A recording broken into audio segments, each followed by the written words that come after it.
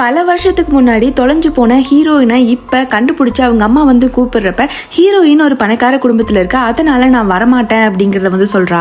அங்க இருக்கவங்க எல்லாரும் அவங்க அம்மா கிட்ட நீ $1 மில்லியன் கொடுத்தீங்கன்னா உன் பொண்ணை தாராளமா கூட்டிட்டு போலாம் அப்படின்னு சொல்றாங்க. அங்க இருக்கவங்க எல்லாம் இவளை பார்த்தா குப்பை பொறுக்கிற மாதிரி இருக்கு, இவகிட்ட எங்க $1 மில்லியன் இருக்க போகுது அப்படின்னு சொல்றப்ப அப்ப அவளோட கிட்னி லிவர்லாம் வித்தா அது கிடைக்கும், அப்ப வந்து அவ பொண்ணை கூட்டிட்டு போக சொல்லு அப்படி சொல்லியிருப்பாங்க.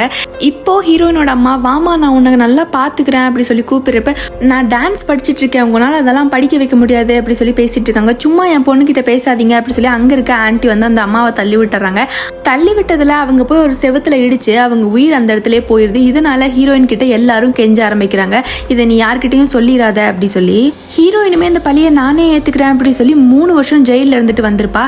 இவ உயிரோடு இருந்தா எகைன் ஏதாச்சும் மனசு மாதிரி யாராச்சும் சொல்லிட்டான்னா இவங்களுக்கு பிரச்சனை அப்படின்னு சொல்லி ஹீரோயினை கொலை பண்ண முயற்சி பண்றாங்க. அதே மாதிரி அவ குடிக்கிற தண்ணியில விஷத்தை கலந்து கொடுத்துட்றாங்க. இப்போ ஹீரோயின் அவங்க அம்மாக்காக பண்ணதெல்லாம் நினைச்சு கில்ட்டியா ஃபீல் பண்ணி அதே இடத்துல இறந்தும் போறா.